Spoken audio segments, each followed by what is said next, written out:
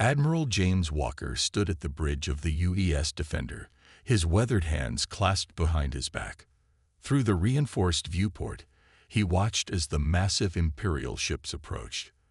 Their crystalline hulls sparkled like diamonds in the light of the distant sun, making Earth's fleet look like ancient relics in comparison. "They're hailing us, sir," reported Communications Officer Lisa Brown, her fingers steady on the control panel that looked more like it belonged in a vintage submarine than a spaceship. Walker nodded, straightening his simple blue uniform. "On screen," he ordered, maintaining his calm demeanor despite the gravity of humanity's first official contact with the Galactic Empire. The holographic display flickered to life, revealing a tall, elegant figure. High Commander Rax of the Imperial fleet stood in what appeared to be a control room made entirely of flowing crystal and light. His silver skin reflected the ambient glow, and his expression carried the weight of 10,000 years of supposed civilization. "Greetings, representatives of Earth," Rax began, his translator converting his words into perfect English. His eyes scanned the human bridge with poorly concealed disdain. "We welcome you to the greater galactic community." Walker bowed slightly. Following the diplomatic protocol Earth had established over years of dealing with other spacefaring races, the United Earth Fleet is honored to meet the Galactic Empire. "We look forward to peaceful dialogue and cultural exchange." A small smile played across Rax's metallic features. "Indeed. Though I must ask, are these truly your current vessels? We had assumed our sensors were malfunctioning when we first detected them." The bridge crew tensed, but Walker maintained his diplomatic smile. He could see the Imperial officers in the background, barely containing their amusement as they studied the human ships through their own view screens. "These are indeed our current flagship vessels," Walker confirmed. "The UES Defender has served Earth proudly for 15 years. An Imperial officer behind Rax failed to suppress a laugh, quickly trying to mask it as a cough. Rax's smile widened. "Fascinating. Your ships bear a remarkable resemblance to the vessels in our historical museums. The riveted hull plating, the visible well blinds, even the primitive electromagnetic shielding. It's like looking through a window into our past." Walker noticed his first officer, Robert Mason, clenching his jaw. The implied insult was clear, but this was exactly what Earth's intelligence had predicted. "Let them underestimate us," Walker thought. "We find that reliable technology, though perhaps less advanced, serves our needs well." Walker replied diplomatically. "Earth values function over form." "How quaint," Rax responded, not bothering to hide his condescension now. "Well, we look forward to helping Earth advance. The Empire has much to teach young species such as yourselves. Our technology is the pinnacle of galactic achievement, refined over millennia." As if to emphasize his point, one of the Imperial ships performed a graceful maneuver, its crystalline structure seemingly flowing like liquid metal as it moved. The display of technological superiority was obvious and intentional. "We appreciate the Empire's generous offer," Walker said, noting how the Imperial ship's defensive screens flickered slightly as they moved. "A weakness that might prove useful later. Earth looks forward to learning from your experience." "Excellent. We will transmit coordinates for a formal diplomatic meeting.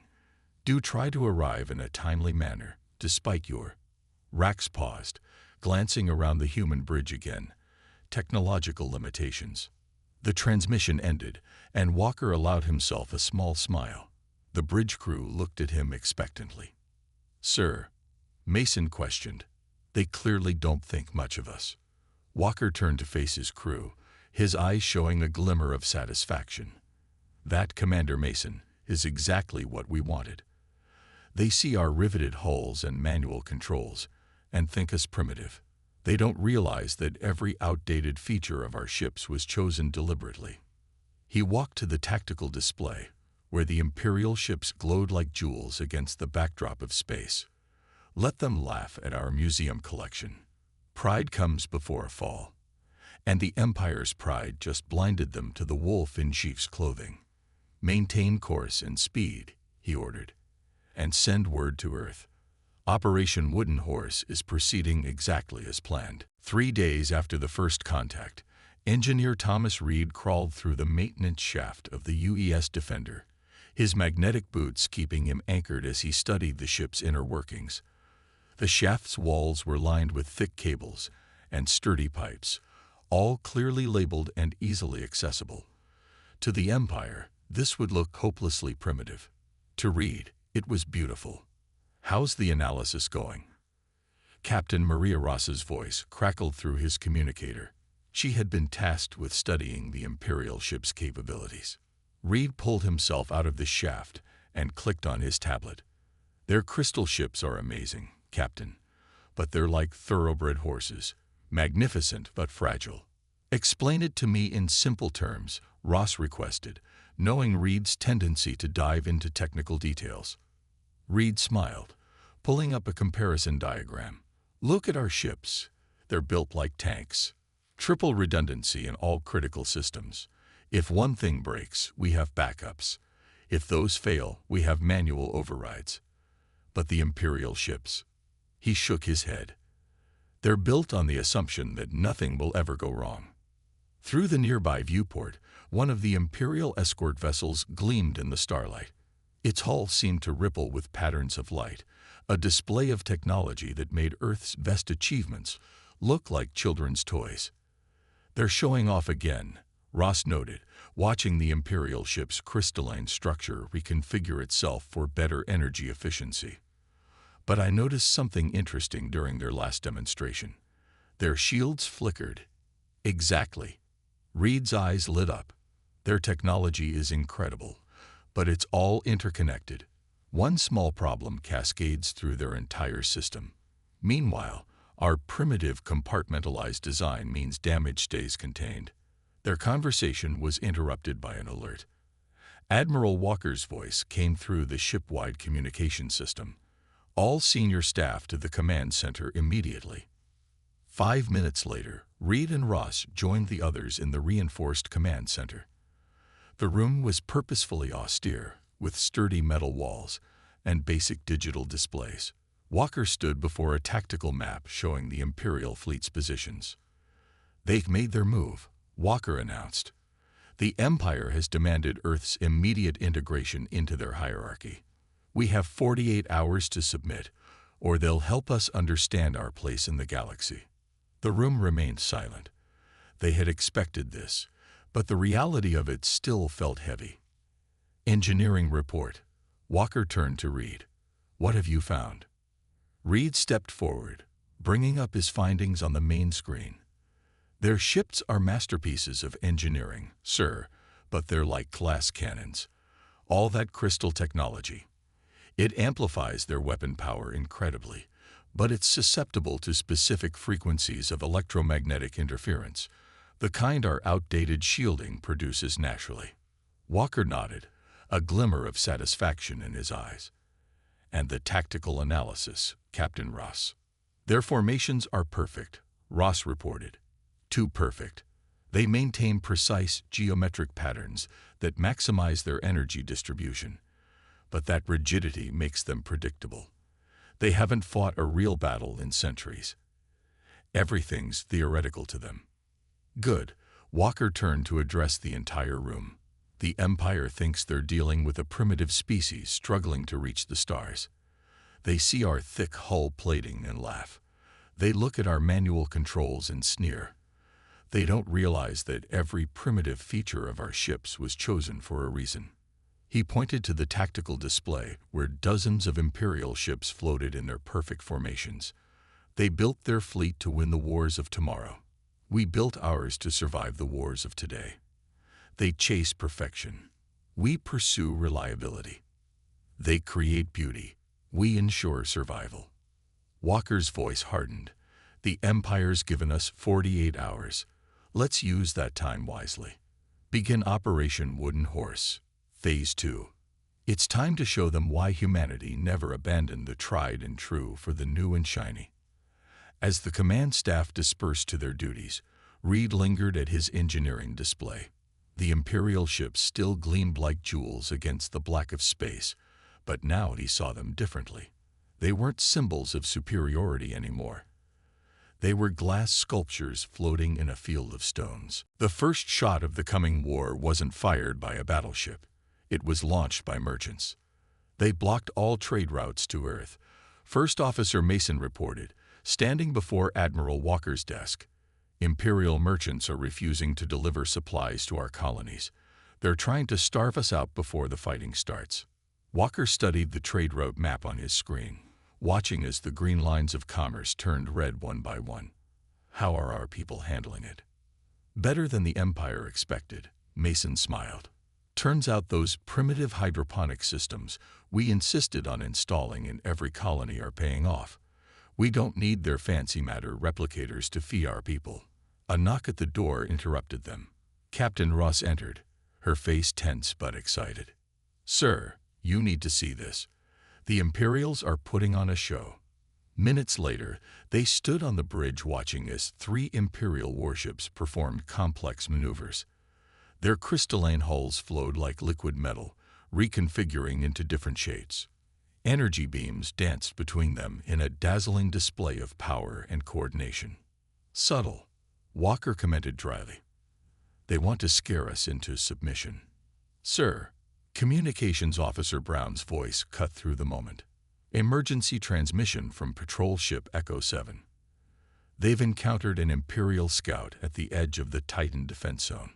The tactical display shifted, showing a small human patrol ship facing off against a sleek Imperial scout vessel. The Imperial ship was twice the size of Echo 7, its crystal hull gleaming with deadly energy. "Echo 7, report," Walker ordered, his voice calm despite the tension. "They fired warning shots across our bow, sir," Echo 7's commander reported, claiming we violated their newly declared security zone. We held position as ordered. Then things got interesting. The crew watched as the Imperial scout opened fire, expecting to cripple the smaller human vessel. Instead, the patrol ship's primitive electromagnetic shields flared to life. The Imperial energy weapons scattered against them, their perfect frequencies disrupted by the seemingly crude human technology. Echo 7 returned fire. Not with advanced energy weapons, but with simple tungsten slugs accelerated to incredible speeds. The Imperial ship's shields, designed to deflect energy weapons, proved surprisingly vulnerable to basic kinetic impacts. "Damage report?" Walker asked, noting how the Imperial scout's crystal hull began to crack under the impact. "Minor hull damage from their initial barrage," Echo 7 reported. "Nothing our repair crews can't handle. The Imperial scout is withdrawing. Their hull integrity appears compromised from just 2 hits." Walker nodded, unsurprised. "Send the full report to Imperial Command with our formal protest. Let's see how they explain firing on a patrol vessel in neutral space." Hours later, the Imperial response came. High Commander Rax appeared on the communication screen, his silver features arranged in an expression of practiced concern. "A most unfortunate training accident," Rax declared smoothly. "The scout commander has been disciplined. Though I must say, your vessel's surprising resilience has caught the attention of our war college. Perhaps your museum pieces have some value after all." "We're full of surprises," Walker replied diplomatically. "Earth hopes no further training accidents occur." After the transmission ended, Mason turned to Walker. "They're not taking us seriously, even after Echo 7 damaged their scout." "Good," Walker stated. "Their arrogance blinds them. They still think Echo 7's victory was luck. They don't realize we've spent years preparing for this conflict." He brought up the tactical display, showing hundreds of patrol ships like Echo 7 positioned throughout Earth's territory. Every outdated patrol ship, every primitive defense platform, every obsolete weapon system. They're all part of the plan. The Empire thinks they're dealing with an infant species playing with toys. Walker's eyes hardened. Let them keep thinking that, because when the real fighting starts, they'll learn that humanity's greatest weapon isn't our technology. It's their own overconfidence. The Empire's warships continued their threatening dance outside. unaware that their every move was being analyzed, every weakness cataloged, every flaw noted by the supposedly primitive humans they sought to intimidate. Peacekeeping fleet, Engineer Reed said with a snort, watching the Imperial armada emerge from hyperspace. That's what they're calling it. 500 warships to keep the peace. Admiral Walker stood on the bridge of the UES Defender, counting the crystalline ships as they appeared. Each one was a masterpiece of engineering, their hulls shifting and flowing like living things. The Empire had sent their newest and most advanced vessels, a fleet that could conquer a dozen worlds. Status of Operation Wooden Horse? Walker asked, his voice steady despite the growing threat. Captain Ross checked her tablet. All ships are in position, sir. The fleet is dispersed exactly as planned. Every commander knows their role. Walker nodded. The Empire would see Earth's scattered fleet as a sign of panic, of primitive tactics. They wouldn't understand the true purpose until it was too late. Message from the Imperial flagship. Communications Officer Brown announced. Grand Admiral Thorax wishes to speak with you. The main screen lit up, revealing the Imperial commander. Thorax was tall, his silver skin adorned with ceremonial markings that spoke of countless victories. His bridge looked more like a palace throne room, all sweeping crystal arches and flowing energy patterns. Admiral Walker. Thorax's voice carried the weight of 10,000 years of Imperial authority. I bring peace and order to Earth. Submit now, and your people will be treated fairly as new members of our glorious empire. Walker studied the Imperial commander. And if we decline your generous offer, then we will help you understand your place in the galaxy. Thorax gestured, and the view shifted to show his massive fleet. Your antiquated vessels cannot hope to resist Imperial might. Why sacrifice lives in a pointless gesture of defiance? Perhaps, Walker suggested mildly, you should ask the commander of your scout ship how antiquated our vessels are. Thorax's expression hardened. A lucky encounter. One primitive vessel catching a scout ship off guard means nothing. Look upon the power we bring. The view shifted again, showing Imperial ships performing complex combat maneuvers. Each ship in my fleet carries enough firepower to level a continent. Impressive, Walker admitted. Though I notice your ships maintain perfect formation even during combat drills. Very efficient. Imperial doctrine demands precision, Thorax declared proudly. Every movement is calculated for maximum effect. Unlike your scattered forces, did you truly think we wouldn't notice how you've dispersed your fleet? Walker allowed himself a small smile. We noticed you noticing. In the background, Reed was monitoring a different kind of display. Lines of code scrolled across his screen as Earth's secret weapon came online. Decades of human gaming history, centuries of chess algorithms, and strategy simulations, all combined into an adaptive combat AI that thought in ways the Empire couldn't predict. This is your final warning, Thorax announced. Submit within 1 hour or face the consequences. The transmission ended, and Walker turned to his crew. Status of the Chess Master System. Online and analyzing Imperial formations, Reed reported. The AI sees patterns they don't even know they're creating. Their perfect precision makes them perfectly predictable. All ships report ready, Ross added. The Empire thinks we scattered in fear. They don't realize every position was chosen by Chess Master for maximum tactical advantage. Walker looked out at the Imperial armada, their crystal ships arranged in flawless geometric patterns. They were beautiful, powerful, and utterly vulnerable to what was coming. Send word to all commands, he ordered. The Empire wants to teach us our place in the galaxy. It's time to show them that humanity's place isn't where they think it is. As the orders went out, the scattered human fleet waited in their carefully chosen positions. The Empire's peacekeeping fleet hung in space like a crystal sculpture, unaware that their perfect formations were about to shatter against humanity's greatest strength, the ability to think outside the box their enemies had built for themselves. The first shots of the battle lit up space like artificial stars. Imperial energy weapons lanced out in perfect synchronization, their crystalline ships moving in formations that looked like dancing diamonds. To Grand Admiral Thorax, it was the beginning of a simple cleanup operation. He was wrong. Chess master predictions were perfect. Captain Ross announced on the bridge of the UES Defender, "They're attacking exactly where the AI said they would." Admiral Walker nodded, watching as the Imperial fleet split into geometric attack patterns. Commence Operation Wooden Horse, Phase 3. The scattered human fleet suddenly moved with purpose. Ships that seemed randomly placed now formed an intricate web of crossfire zones. Imperial vessels found themselves caught in killing grounds that hadn't existed seconds before. "Impossible," Thorax muttered on his bridge as the reports came in. His perfect formations were being torn apart by ships that looked like they belonged in a museum. How are they predicting our movements? The answer came in the form of a patrol ship squadron that slipped through a gap in the Imperial line.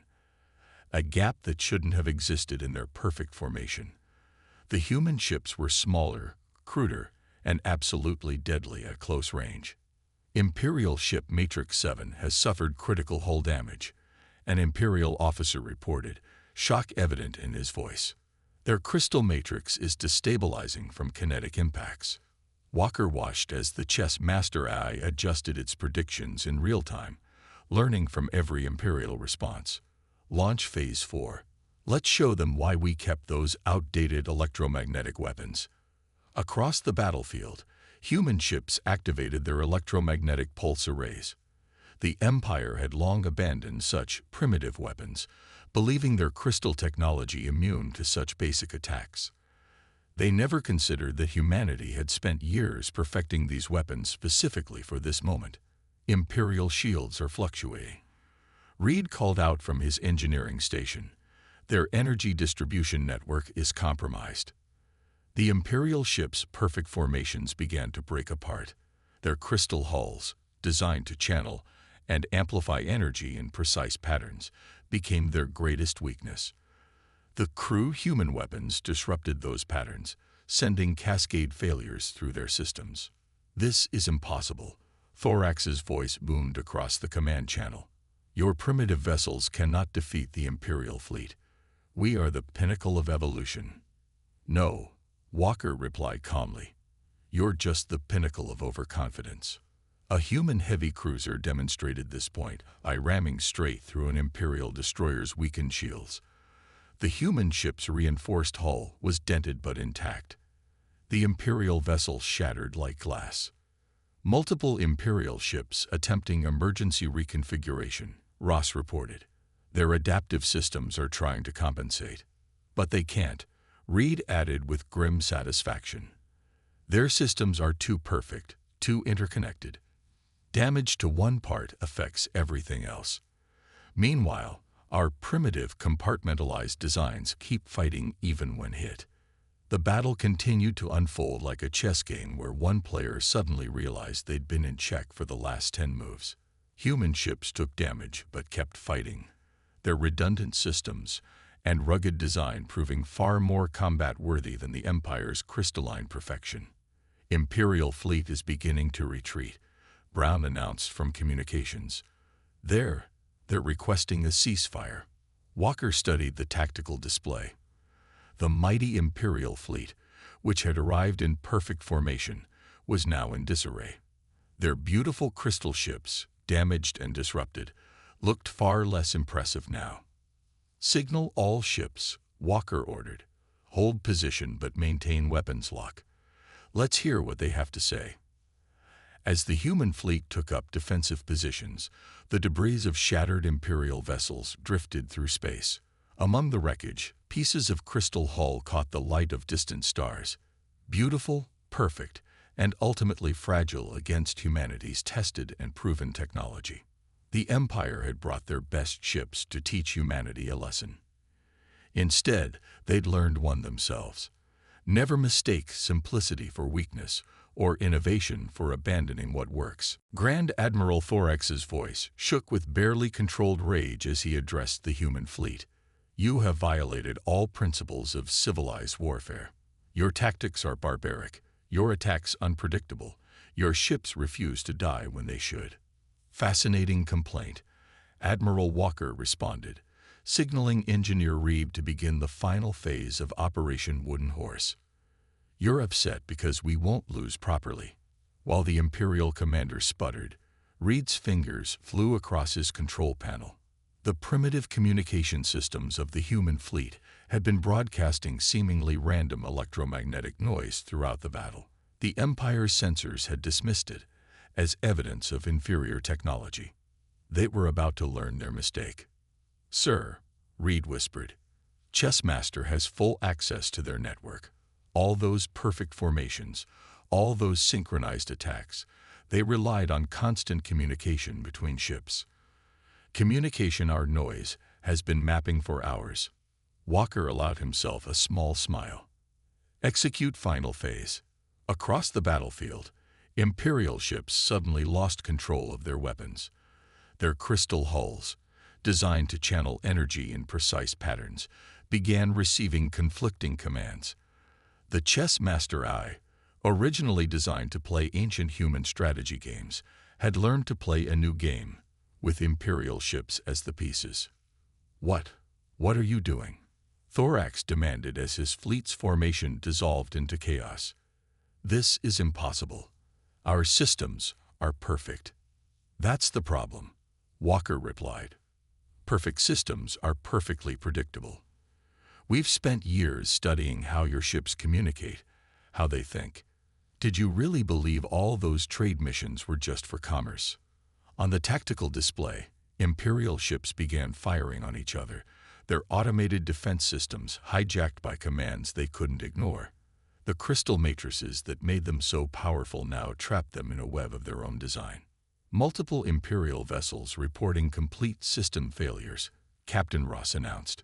Their entire command network is compromised. Chessmaster has them in checkmate.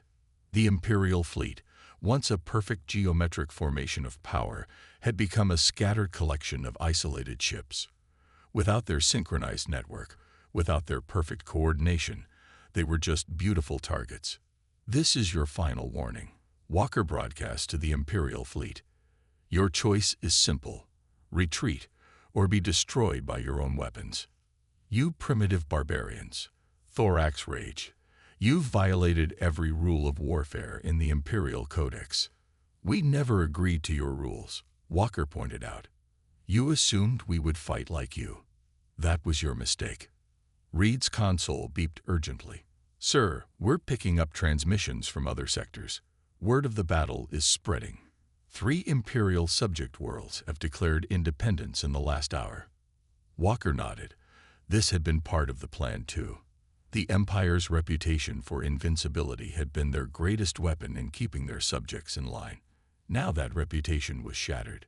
"Your empire is built on fear and the appearance of perfection," Walker told Thorax. "We just proved both false. How many other worlds will rebel when they learn that the mighty Imperial fleet was defeated by primitive human ships?" The answer came from the Imperial fleet itself. Ship after ship began jumping to hyperspace, retreating without waiting for orders. The perfect discipline of the Imperial Navy crumbled in the face of actual combat. "This isn't over," Thorax declared, but his voice lacked conviction. "The Empire will return with an even greater fleet." "No," Walker replied simply. "You won't. Because now you know that every human ship, every colony, every outpost you ignored because it looked primitive, they're all waiting for you.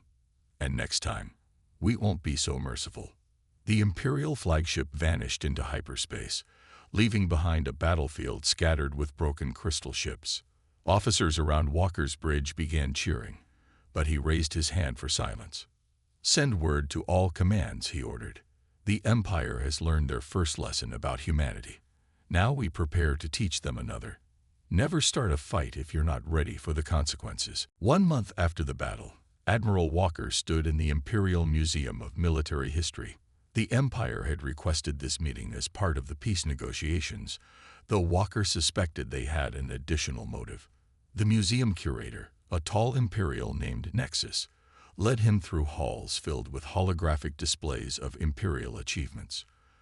They stopped before a new exhibit where a detailed model of the UES Defender hung in a gravity field. "We had to create an entirely new wing," Nexus explained, his silver features showing genuine respect now. "The Battle of Earth changed everything we thought we knew about warfare." Walker studied the model of his ship. They'd captured every detail, from the thick hull plating to the exposed manual backup controls. But now these features were labeled as innovations rather than flaws.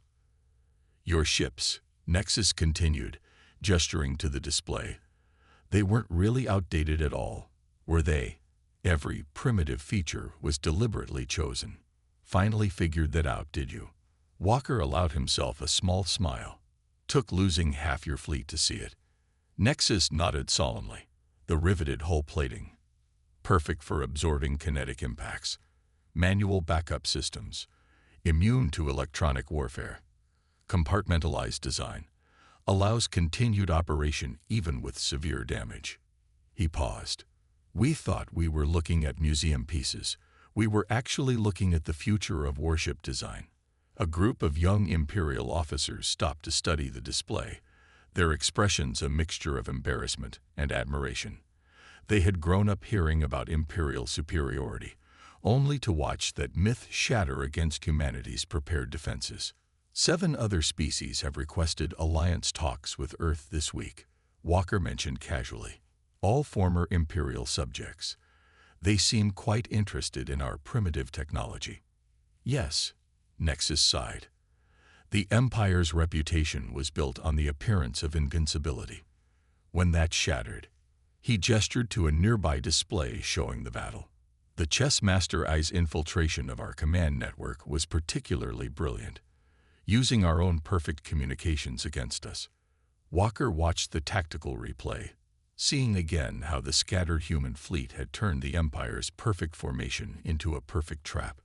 "Your ships were built to win the wars you imagined. Ours were built to win the wars we studied." "There's one thing I still don't understand," Nexus admitted. "Why maintain the deception for so long? Why let us believe your ships were outdated?" Walker turned to face the curator.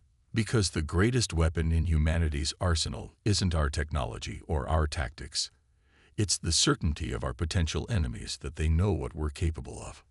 A new group of visitors entered the museum, representatives from various alien species, come to study how a primitive human fleet had defeated the Imperial armada. Walker noticed how they touched their own ceremonial armor and weapons, perhaps wondering if they too had mistaken old wisdom for obsolescence. "The Empire forgot something important," Walker continued. "New isn't always better. Complex isn't always superior. Sometimes the old ways persist because they work." Nexus nodded thoughtfully. "A lesson we learned at great cost.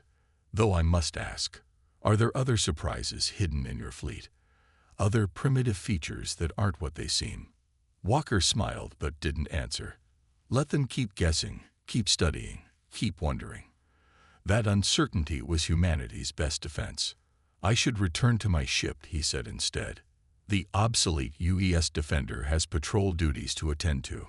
As Walker left the museum, he passed more visitors examining the human ship display.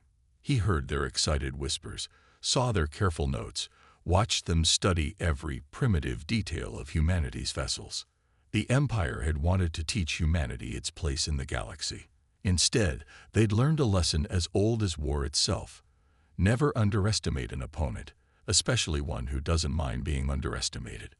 Behind him, the model of the Defender hung in its gravity field, no longer a curiosity but a warning.